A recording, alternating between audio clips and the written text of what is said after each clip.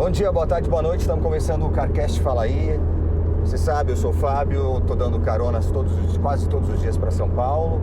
E hoje eu estou aqui com 3 rapazes com histórias diferentes. A gente vai conversar um pouquinho sobre eles. Começar aqui com o Victor. Victor, por favor, se apresente. Bom, é Victor mesmo, né? É Victor. Nome Embora ninguém fale Victor, o pessoal prefira Victor só, né? Não conheci nada, mas o oficial é Victor mesmo. Victor. Você mora em Sorocaba, trabalha em São Paulo, como que é? Moro em Sorocaba, trabalho em Sorocaba, mas eu comecei a falar do BlaBlaCar, aproveitar que a gente está aqui. Eu comecei a usar BlaBlaCar porque a minha namorada precisou morar em São Bernardo do Campo. Faculdade, trabalho? Faculdade, foi estudar lá.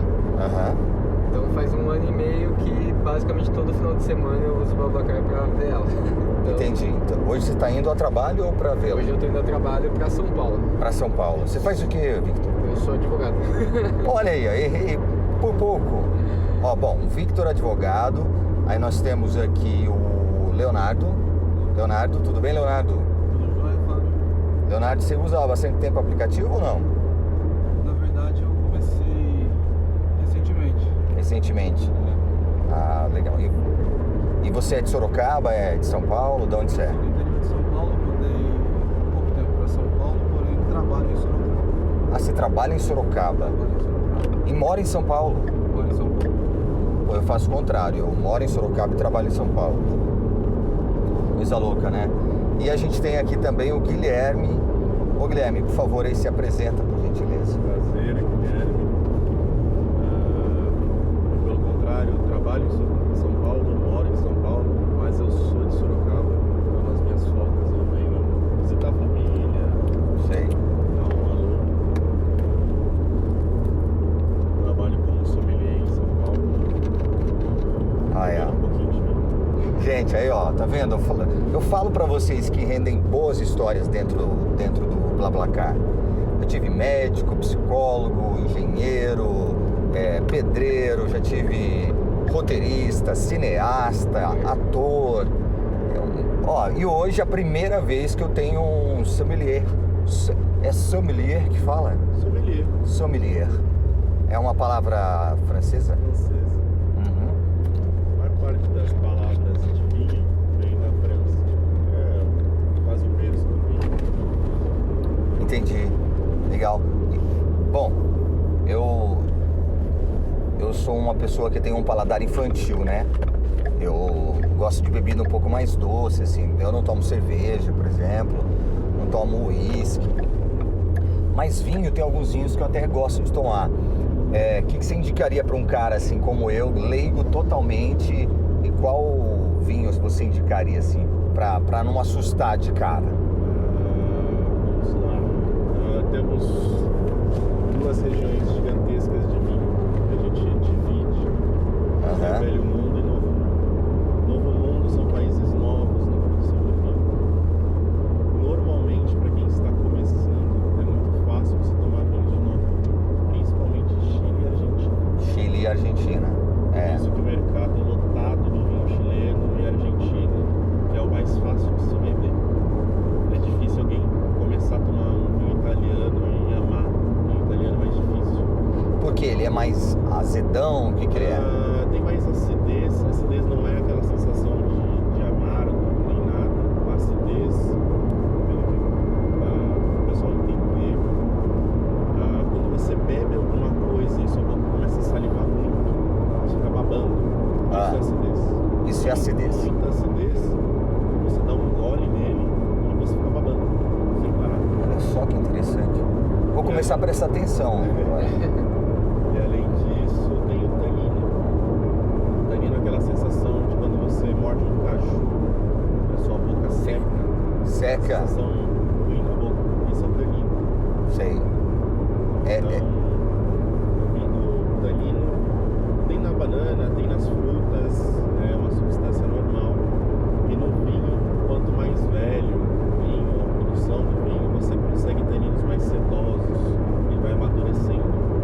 Olha. Querendo ou não, é feito de uva, e uva é uma fruta. Então, ele precisa desse tempo. Se você pegar vinhos do Chile, Argentina,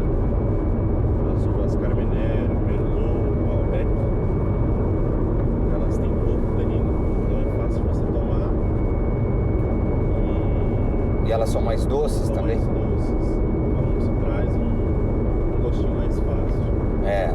Se você começar pelo Carmenère, Merlot, aos pouquinhos você vai migrando de uma uva para outra, provando algo diferente. Pinot Noir também. Pinot Noir. Bem levinha, bem muito clarinho.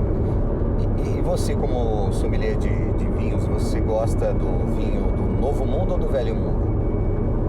Meu vinho favorito é Velho Mundo, Itália, região de Piemonte. É, que característica tem esse vinho aí? Piemonte é o lar do Barolo. Quando você vê sobre vinhos, o Barolo é meio que o rei do vinho italiano. São 5 vinhos assim que mandam na Itália, Barolo é um deles. São vinhos de guarda, então você vai tomar Barolos de 15 anos, 20 anos, vão estar espetaculares. Eles são vinhos muito tânicos. O que seria tânicos? Muito tanino, que é a sensação de caju. De caju. Exato. Tá. Só que ele precisa de idade, ele precisa de tempo para perder isso na garrafa. Se você tenta acelerar esse processo, você acaba perdendo um vinho de altíssima qualidade. Então tem que tomar ele, tipo, com mais de 15 anos. Pode ter menos, varia do nível do Barolo que você está tomando. Sim.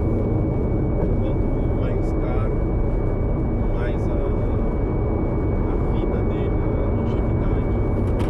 Se você consegue guardar ele 30 anos, 40 anos e tomar sem problema nenhum, ele vai estar sedoso. Que interessante. Nossa, muito interessante. E você, Leonardo, toma vinho ou não? Não. Não toma? Não toma bebida alcoólica?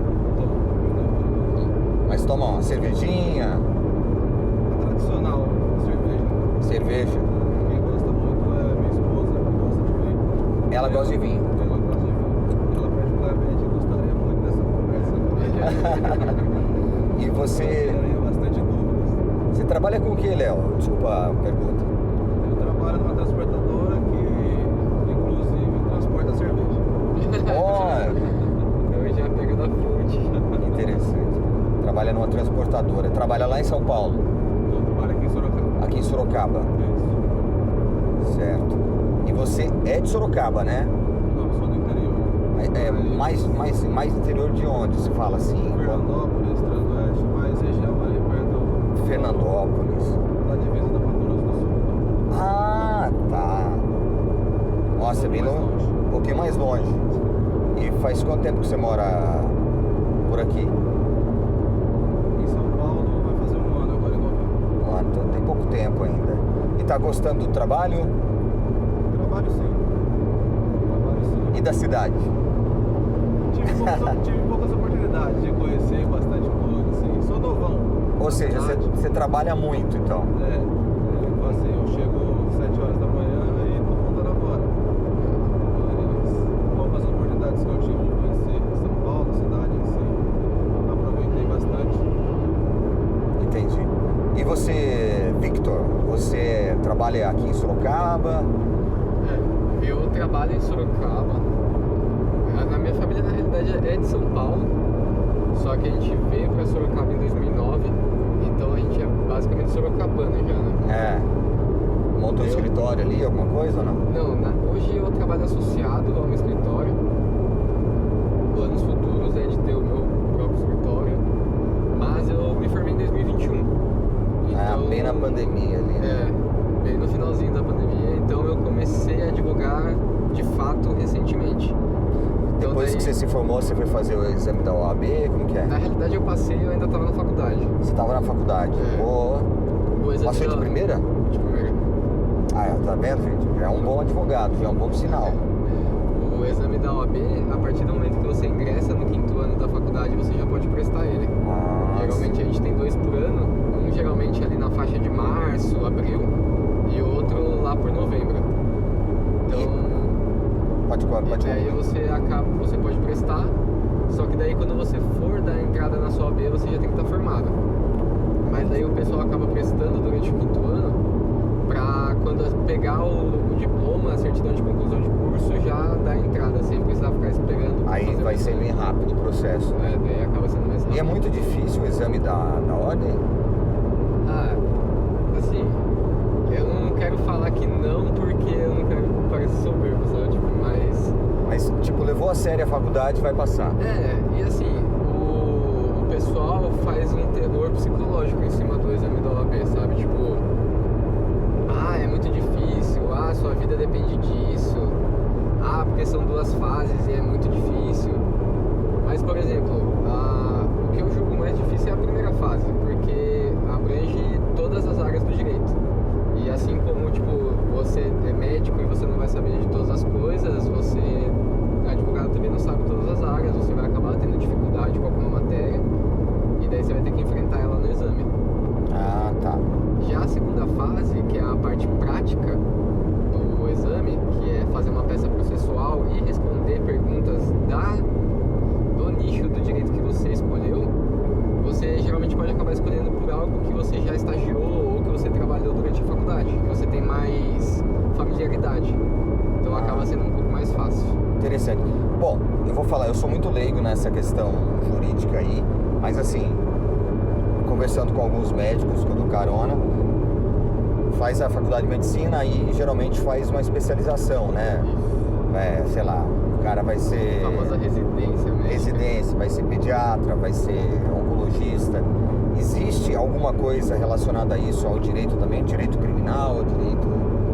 Assim, por exemplo, igual eu falei que a segunda parte do exame da OAB, ele é uma parte específica, né? Tipo, você pode escolher entre processo penal, direito do trabalho, constitucional, administrativo, cível, e não necessariamente você precisa advogar nessa área que você prestar o exame. Mas é o que eu falei, você acaba escolhendo aquilo que você tem mais familiaridade. Mas a gente não tem essa questão de, tipo, ter que se especializar em alguma coisa. Você pode ser advogado de tudo, só que eu tenho pra mim, né, como diz o pessoal, tenho pra mim que quem é bom em tudo não é bom em nada.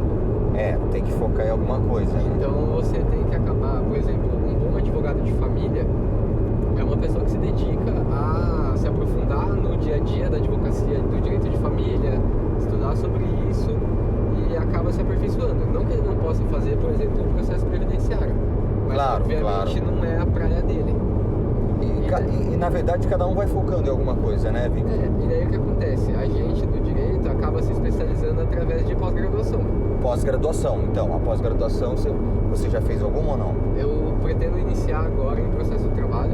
Processo do trabalho. Eu hoje advogo na área empresarial e trabalhista. No escritório que eu trabalho, a gente presta assessoria empresarial, né? Desde a parte societária até a parte trabalhista. Eu fico mais na parte trabalhista porque é o que eu mais gosto de fazer, então pretendo me especializar um pouco mais nessa área. Sim. Agora sim, vamos falar da área, tipo assim, de grana mesmo pro advogado. Onde o advogado hoje ele consegue ganhar mais dinheiro, assim? Cara, defendendo político ou não? Também. Defender político é uma boa parte, né? Ainda mais se você participar dos esquemas. Mas se você não quiser se sujar do lado da política, uma área do direito que vai crescer bastante e pouca gente está dando importância é o direito digital. Direito digital, eu pensei exatamente nisso. A gente teve recentemente, né, a nova lei de proteção de dados, a LGPD, e pouquíssimas pessoas se especializaram em LGPD. E é uma coisa que hoje em dia, principalmente com sites, por exemplo, de compra e venda, essas coisas, você acaba precisando de um advogado especializado nessa questão de proteção de dados, coisas que envolvam o mundo digital, né? O direito dentro do mundo digital. Porque hoje em dia, tipo, dificilmente você faz uma compra física, sabe? Tipo, você acaba comprando ali pela internet. E-commerce, né? Exato, então você precisa de um... Eu tenho muitos dados por aí, viu? Nossa! Aquele botãozinho de aceitar cookies ali, sabe? Tipo, aceitar ou rejeitar. Aí todo mundo aceita pra continuar. Tipo, pô, rouba meus dados aí, só deixa eu acessar o site, tá ligado? Não tem problema. Mas é uma área que tem crescido bastante. Agora, a venda de dados, ela no Brasil, ela é ilegal ou é legal? Então, ela é ilegal. por conta da LGPD, né? Quando você coloca um dado, você faz um cadastro num site, por exemplo, a LGPD obriga aquele site a cuidar dos seus dados e não deixar eles vazarem. Então, por exemplo, a venda de informações configura crime contra... não crime, mas é uma violação ao direito da privacidade.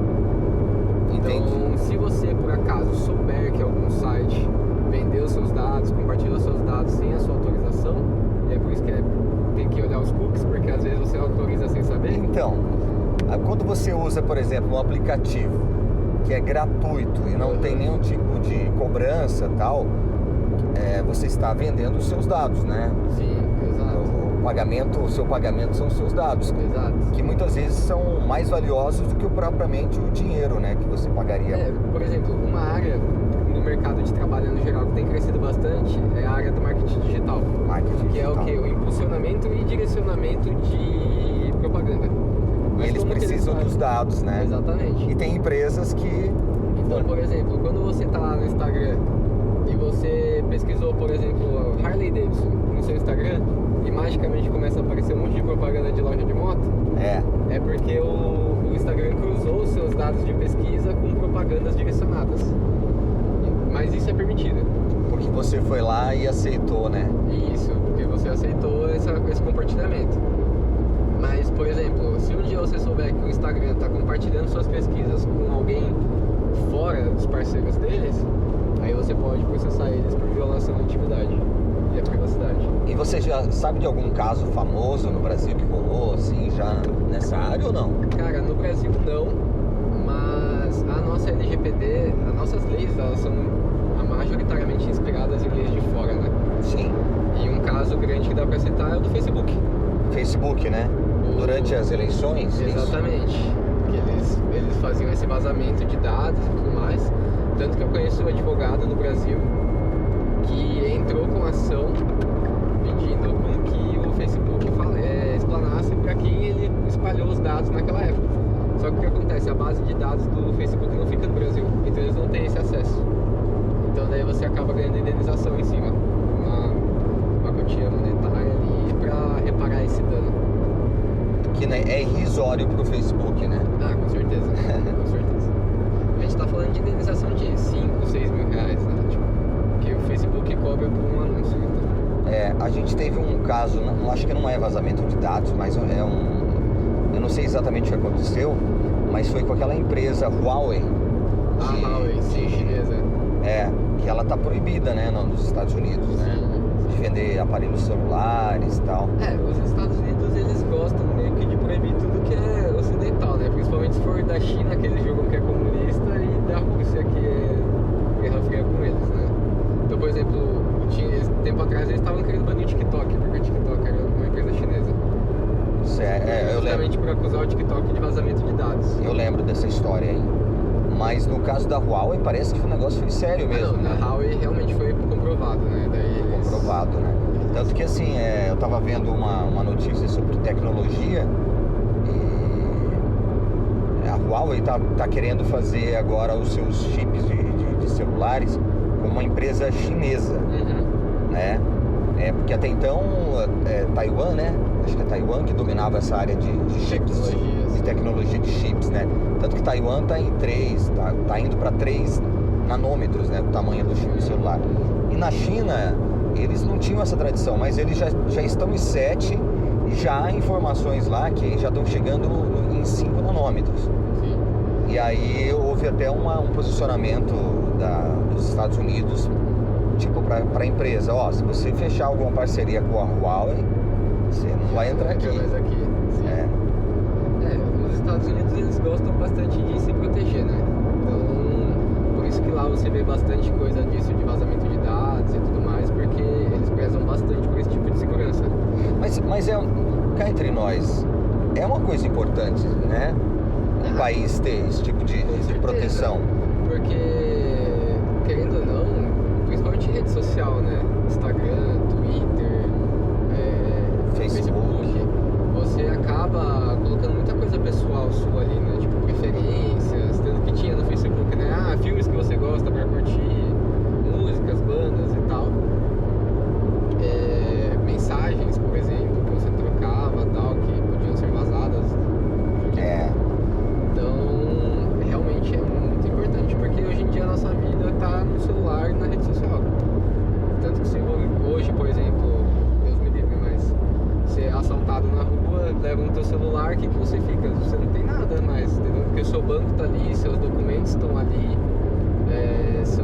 dados todos estão ali, seus contatos. Tem a parte de fotos e vídeos, né? Exatamente. Pessoal ali também. Enfim, é complicado. E você, o Guilherme? Guilherme? Sim. É Guilherme, né? Tô com outro nome na cabeça. E você, Guilherme, trabalha há muito tempo na área de sommelier? Não, tá fechando acho que 2 anos. 2 anos. Você fazia alguma faculdade? Eu morava no Paraná e fazia engenharia eletrônica. Engenharia eletrônica. E parou para poder ser sommelier? Eu parei por causa da pandemia. Sei. A faculdade era muito longe, 700 quilômetros, 14 horas de ônibus. Nossa. E nisso, minha família tem muitos problemas, como posso dizer? Minha mãe tem câncer. Sim, problema de saúde, né? Etc, problema de saúde. Então, Sei. eu era a única pessoa saudável que podia sair de casa, etc. E cuidar deles, ficar perto e tal. Para ajudar nisso, eu acabei ficando mais em Sorocaba. E nisso veio a oportunidade de começar a trabalhar em vinhos com um colega, amigo do meu pai, e ele me ensinou muito. Aham. O cara é espetacular no lance do vinho. Sabe mais tempo de vinho do que eu tenho de vida, então Sei. muito conhecimento. Aí você se apaixonou por isso. É um mundo legal de trabalhar. Você é pago pra beber, então. Tem Mas, nada ruim. mas acontece assim, tipo, eu sou muito leigo nessa área, então eu vou dizer, por exemplo, eu sou ator, então faço uma peça, aí vai lá um crítico de um jornal, assiste a peça e depois ele faz uma crítica ali, por exemplo, da peça. Pode ser positiva como pode ser negativa. Vocês são requisitados também para experimentar um novo vinho do mercado, uma nova marca e dar uma nota ou não? Não no nível que eu estou, Sei. mas tem o sommelier-chefe da importadora, que ele vai para outros países para ter reuniões com produtores, fazer degustações, às vezes mudar um pouquinho o vinho para se adaptar ao paladar brasileiro antes da importação. Entendi. Então, acabamos de receber acabamos não, faz um tempinho, um produtor novo de vinhos alemães. Mas antes do vinho vir para o Brasil, eles foram lá, degustaram, e eles tiveram que mudar um pouquinho as características do vinho para se adaptar ao gosto brasileiro. Que o gosto brasileiro é um pouco mais doce, é isso? Então, nesse vinho em específico, por isso que eu escolhi ele, eles tiveram que diminuir o nível de doçura. Verdade. Por causa que era um vinho muito doce. Era um vinho branco, Riesling, bem característico da Alemanha. Só que lá é muito comum você tomar ele doce. Os melhores Rieslings têm um certo grau de doçura, mesmo os categorizados como seco. Aham. Por causa de muita acidez que tem no vinho, você joga doçura para balancear e vira um vinho espetacular pra você tomar. Mas me diga uma coisa, essa doçura é da própria uva, então, Exato. no caso. Mas aqui, por exemplo, nós temos aqui perto de Sorocaba, perto de São Paulo, uma cidade, né, que faz vinhos e tal. O pessoal de São Roque aqui, né? E parece que os vinhos ali andam melhorando e tal. Mas quem toma vinho mesmo diz que ele tem muito açúcar no vinho. Exato, são vinhos muito doces. Mas é açúcar mesmo ou é alguma coisa da fruta? Então, o Brasil é muito quente, então a uva já amadurece mais e ela fica mais doce. Em alguns casos, eu já dei uma olhadinha, tinha um pessoal que colocava um pouquinho de açúcar para tentar corrigir algumas imperfeições no vinho, mas eu não posso garantir isso. Certo. E também a vinícola não vai abrir o segredo dela. O segredo dela, né? Mas, por exemplo, assim, vou te dar um exemplo até meio besta. Um vinho que você encontra em supermercado, que é barato. Vinho barato. Doce. Sei lá, um sangue de boi da vida. Isso não é vinho, né? Sim, exatamente. É vinho? É que assim... É o suco de uva com álcool nós e... temos os dois estilos de vinho, que é o vinho fino e o vinho de mesa. Esse é categorizado como vinho de mesa, porque ele não é feito com uva para vinho. Ele é feito com uva que você compra no mercado, toma e come. Ah, tá. A uva Nem sabia para que tinha diferença. ela muda. É a Vinis vinifera. Ó, eu não sabia dessa. É um outro tipo de planta. E já a uva que você come é Vinis americana. Então você tem essa pequena mudança. Mudam-se as frutas. Se você tentar comer uma uva de Malbec, você não consegue. É ruim. Porque a casca dela é tão grossa que você não consegue. Ela não tem muito sumo, a parte de dentro, a carninha que o pessoal chama. E a semente dela é muito grande. Só que ela é extremamente doce. Extremamente doce. Olha Parece que, estar comendo um pote de açúcar no formato de que bolinha. interessante. Então esses vinhos aí, o Sangue de Boi, Palmeiras da Vida, é tudo vinho de mesa, Exatamente. usado com frutas, né, com uvas normais, Uvas normais. que você encontra hoje no mercado. E o vinho fino já são outras espécies de uva. Exatamente. E uma informação a mais, para você conseguir plantar a Vinis vinifera, você precisa da Vinis americana. Por quê? A Vinis vinifera, se você pesquisar um pouquinho no Google, você vai ver que teve a morte de muitas videiras por causa de um pulgão que ela atacava a raiz da videira. Ou seja, Isso acabou com todos os medos da Europa, da Itália, acabou com tudo. ou seja, então, a Vinis americana é como se fosse deixa ali para o bicho comer. Não. Não? Eles plantam a Vinis americana, ela começa a crescer, eles cortam ela e fazem enxerto com a Vinis vinifera. Nossa. Então eles usam a parte de cima da Vinis vinifera e a parte de baixo da Vinis americana. Entendi. É um processo de enxertagem, porque o pulgão não consegue comer a Vinis americana, só a Vinis vinifera. Que Então, com interessante. isso, eles conseguiram salvar a produção de vinhos mundial. Senão a gente estava perdido, não tinha vinho bom mais. Alguns lugares se salvaram. No Chile tem um lugar famoso que é o Vale do Itata, que tem uns vinhedos de mais de 100 anos, 120 anos, que são... Você olha, parece só um galho torcido no chão e faz os melhores vinhos que tem no Chile. Mas já não vai ser aquele vinho doce.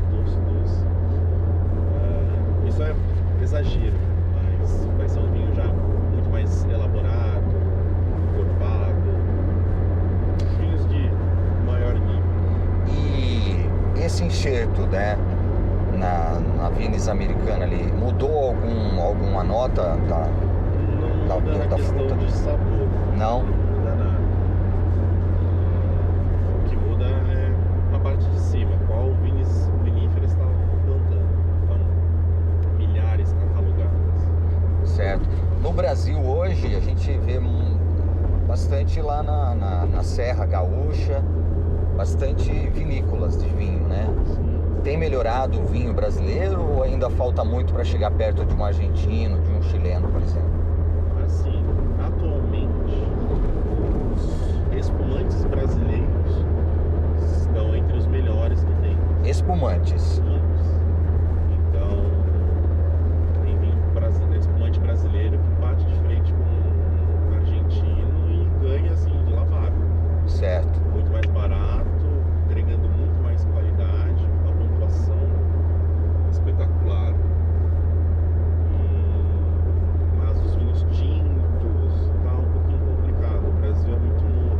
A gente está experimentando uvas novas para ver qual se encaixa.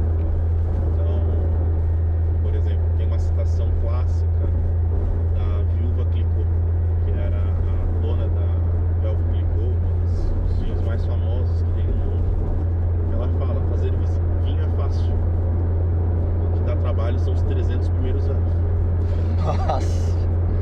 Ou Até seja, você encontrar a uva certa, encontrar o terroir, que é o solo perfeito, até você encontrar todos esses fatores que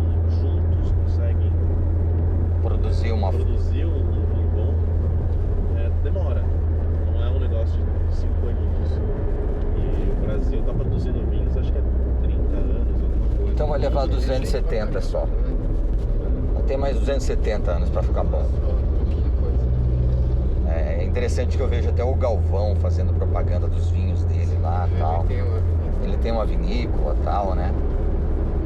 E aí por isso que eu perguntei pra você com relação aos vinhos brasileiros, né? Tem vinhos que estão começando a ter uma qualidade bem alta. Temos a Guaspari, que faz vinhos aqui em São Paulo. Guaspari. Exato.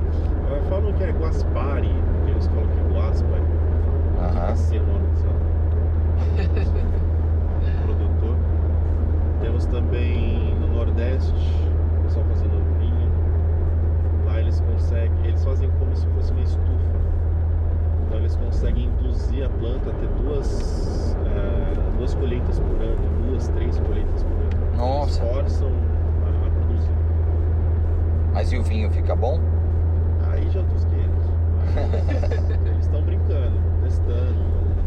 Uma hora aprendendo certa, cada vez né? mais. É um laboratório, né? E, por exemplo, quando você vê os vinhos Chianti, Barolo, todos esses nomes são TOCs, denominações de origem controlada. Certo. Então, algo lhe garante que aquele vinho está feito de uma maneira X e te garantem a qualidade dentro do que é possível. O Brasil tem uma DOC, que é o Vale dos Vinhedos, que é a primeira DOC brasileira. Se você pegar a Itália, tem mais de 200. Nossa. Cada região vai fazer um vinho específico com X uvas, pode produzir tantos litros por ano, não pode regar. Se você regar um vinhedo na Itália, na França, você é preso. Sério? Você não pode. É contra a lei. Nossa. Mas é que lá também os caras fazem vinho desde a época de Jesus, né? Então. Exatamente. Tem históricos. Mas é engraçado você falar isso do solo, né? O solo precisa ser meio seco, né? Exato. Não pode ser um solo, uma terra roxa, uma terra... Para plantar o vinho, o solo tem que ser o mais pobre possível para a videira. Tem que trabalhar para encontrar os nutrientes necessários para sobreviver. Não pode ter muita chuva, tem que ser só o mínimo possível. Para você ter noção, na Argentina, eu não lembro a região específica, em Mendoza, se não me engano, por ano chove 200 milímetros de água. Por ano? Por ano. No final de semana em São Paulo, se chove muito, é 300, 400. Você vê enchente, etc. Ou seja, Então, imagina isso dividido durante um ano. não dá certo. São solos perfeitos para os vinhedos. Então, solo vulcânico, onde o vulcão já destruiu tudo, queimou todo o chão, não tem nada produtivo ali.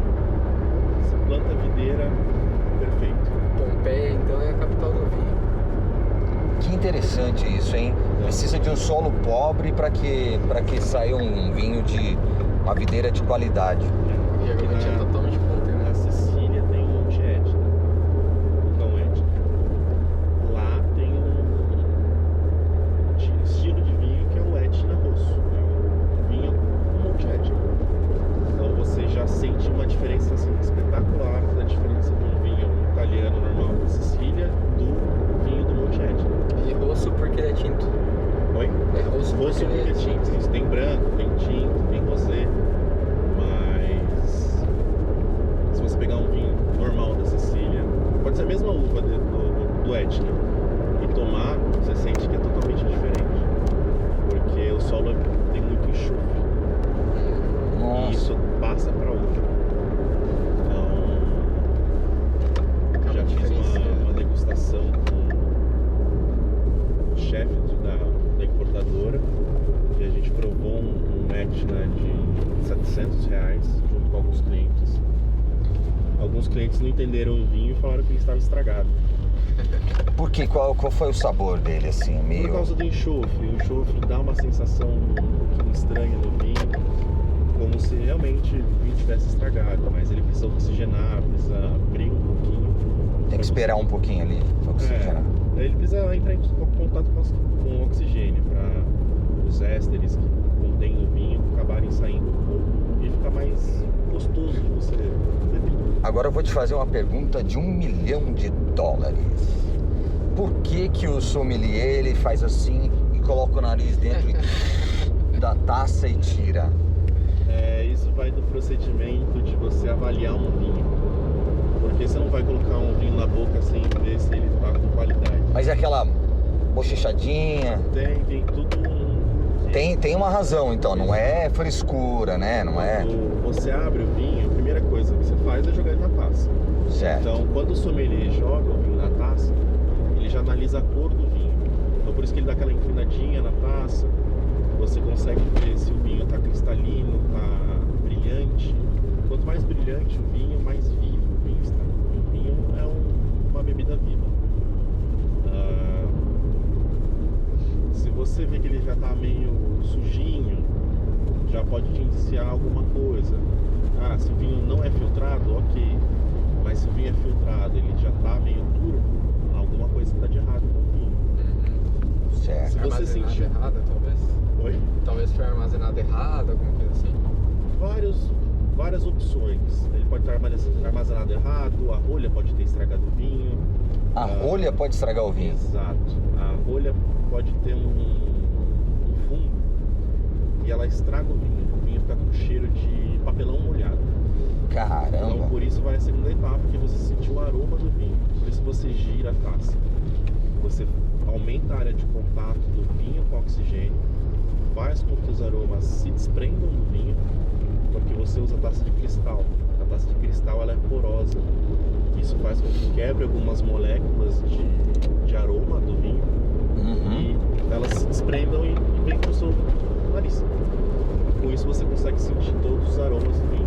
Então se ele estiver estragado por causa da rolha, você vai sentir nessa etapa. Olha, se você só tomar o vinho, você vai sentindo na boca um sabor diferente, mas você pode tomar, não dá nada. Mas o cheiro é insuportável, é nojento o cheiro. Caramba, que... Aí esse processo da rolha estragando o vinho é o buchonnet. Você fala que o vinho está arrolhado, traduzindo diretamente do francês. Arrolhado. Arrolhado. Depois você vai pra boca. E aí aquela bochechadinha, pá? Bochechadinha. Tem uns que gostam, tem sommelier que não bebe álcool. Qual é o nome? Qual é o nome disso aí? Da bochechadinha? Não tem um nome específico. E o que você faz? Você tenta passar o vinho por toda a sua boca. Gengiva, céu da boca, fundo de língua. E finalmente você vai. Perdão. Ô, Fábio, você vai pela Pinheiros? Ou Pela Pinheiros. Pela Pinheiros. Eu ia ficar ali na ponte do Piqueri. Cara, e agora? É que por aqui o caminho tá muito ruim pra mim. Pode me deixar em qualquer lugar. Você quer ficar por aqui? Pode. Se num lugar próximo aí tem algum posto pela frente? Tem um posto ali na frente. Porque tá tendo obra no túnel lá, cara, e eu já peguei esses dias, fui por lá, tá embaçado. Bom, o Leonardo falou pouco. Aí você se entreteu no vinho. Mas ele tá aprendendo pra passar pra mulher dele, espera. Ganhar uns pontos. Com certeza. Legal. Mas você tava falando, Leonardo? Guilherme. Sim. A questão do bochecho, você vai passar por toda a boca para sentir o tanino. O tanino na boca, ela vai dar uma sensação de formigamento, uma pontadinha nas gengivas. Aí você consegue sentir se ele é sedoso, se ele não é, se tem muito tanino, sua boca seca de uma vez. Se o vinho é leve ou é pesado. Aí você fala, mas como você vê isso? Você pesa o vinho? Se você toma um copo de água, um copo de leite, você não sente que o leite é mais denso, é mais pesado. Sim. Esquecendo o sabor, esquecendo a cor. Mas se você pega mel, bota na boca, você vê que ele é viscoso, ele é pesado. Ele é pesado, O vinho tem a mesma coisa, você consegue sentir vinhos mais leves, mais pesados. Tudo isso te dá um norte. Você consegue identificar um vinho por causa disso. Que interessante. Você toma vinho, Victor? Não. Não toma? Não, cara. Você toma o quê? Whisky? Eu prefiro prefiro cerveja. Cerveja. Mas eu gosto bastante de whisky. Mas eu tomo whisky, por exemplo... Com energético. Não, jamais. Estragar o whisky. É, exatamente. Não, assim, pra não mentir 100%, já tomei muito whisky com energético, o famoso copão, né? Copão, é. Esse copão que Mas eu fazer um whiskyzinho barato, ok. É, você compra, pô, passaporte, tá ligado? Passport, né? O nome certo, mas passaporte, que é o que a gente apelidou. É. Porque no outro dia você morre. Época de ressaca. faculdade a galera toda... É, na época de faculdade a gente não liga muito, até corote vai, né? É. Mas se for pra beber, por exemplo, socialmente, assim, quero beber alguma coisa não pra ficar bêbado, mas só pra beber alguma coisa, apreciar alguma coisa, aí eu prefiro o whisky puro mesmo, sem gelo, sem nada. É o cowboy? Cowboy? É, o cowboy, né, que a gente chama. Cowboy. Eita. Porque... E cerveja tomo de tudo, basicamente. Pode ser aqui Pode. Aqui, que aqui é mais, acho que é um pouco mais tranquilo, né? Senão vai ficar muito longe pra você. Tranquilo. Então eu vou parar aqui pra ele e a gente já continua nossa conversa, hein, gente. Obrigado, viu, Leonardo? Eu preciso te pagar. É o Pix. Bom, depois eu corto aqui. Galera, quem quiser contribuir aí com o Pô, podcast contribui do Fábio, aí, né? pode fazer sua doação através Patrocínio, do Pix. quem quiser patrocinar. Ó, se a BYD, empresa de carro elétrico, Exato. quiser me ceder o Dolphin, que é o lançamento deles mais popular, eu gostaria, porque tem uma autonomia de 350 km, eu posso sair de Sorocaba, ir até São Paulo, voltar, o custo vai ser menor. Eu vou colocar um preço bem mais abaixo para as pessoas que vão viajar Com certeza. comigo pelo BlaBlaCar.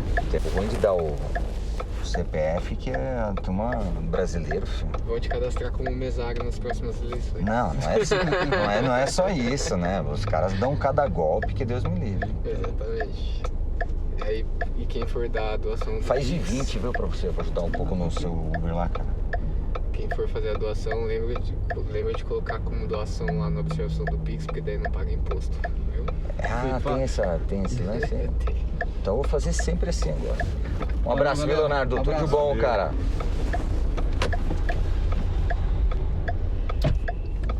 É mesmo que tem isso? Você pode colocar como doação e aí não paga imposto? Não, esse é... Mas tem um valor, né? Não, sim, tem um teto. Mas se for doação mesmo, vai ser isento de imposto de renda. Que interessante. Interessante. Mas é a questão da cerveja, né? Voltando. Aham.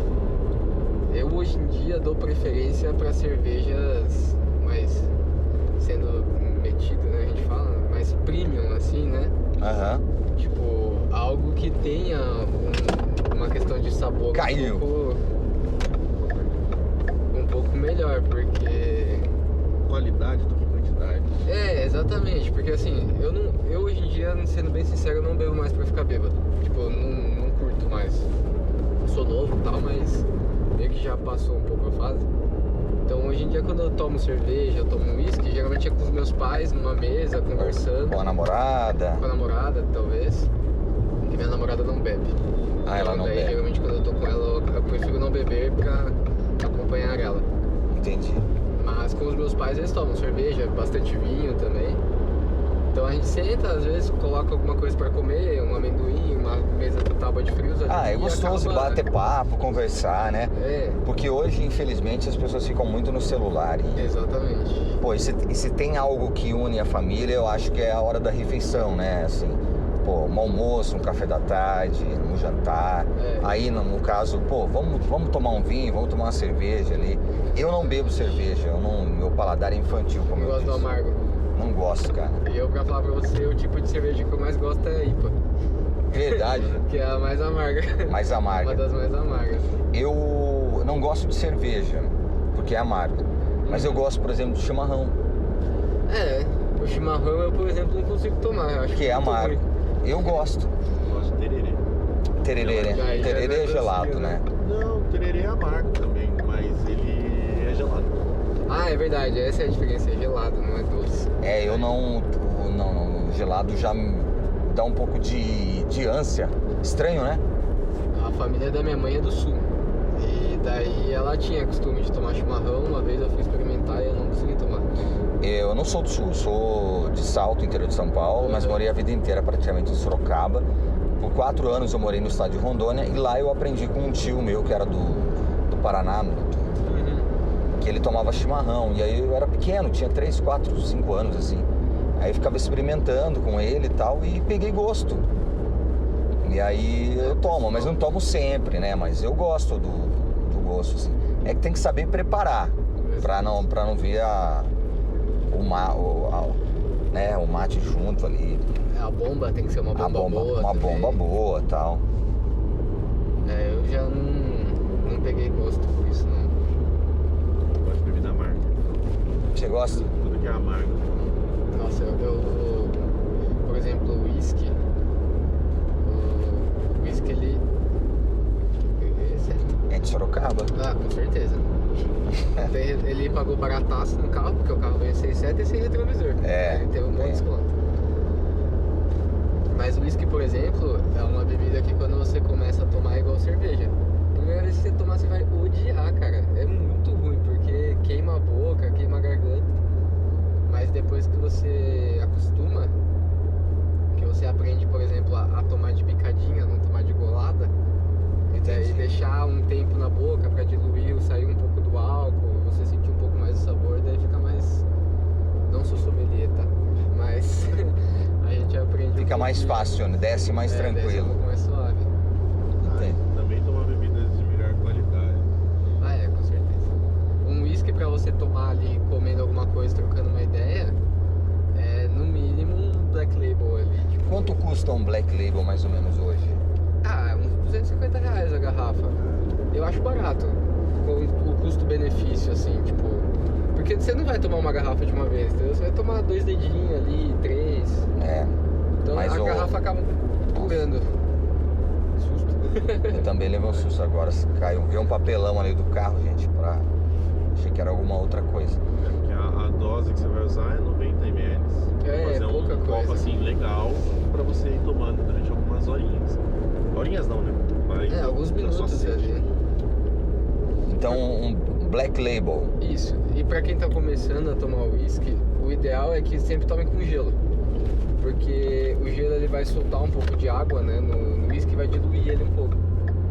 Óbvio que tipo, não é pra colocar muito gelo, porque senão vira água com o whisky, né?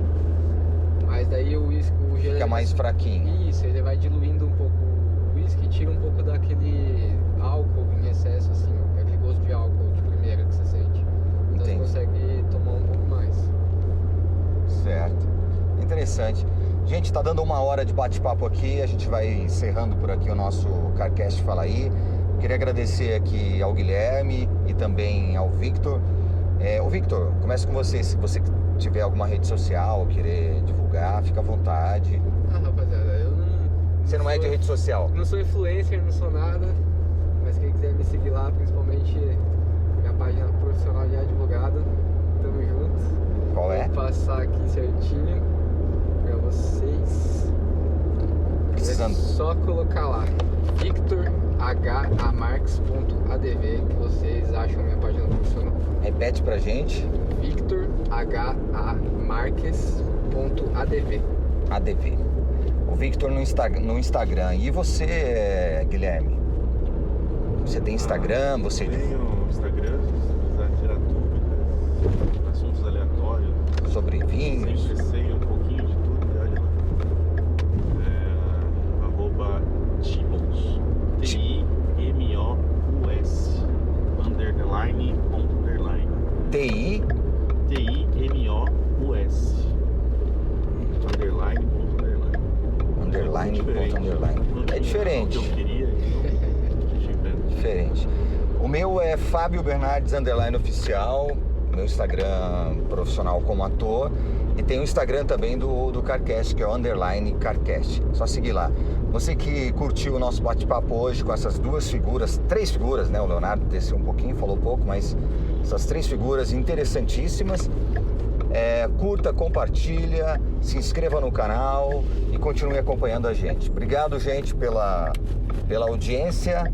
por ter assistido até aqui e até o próximo CarCast Fala Aí. Valeu!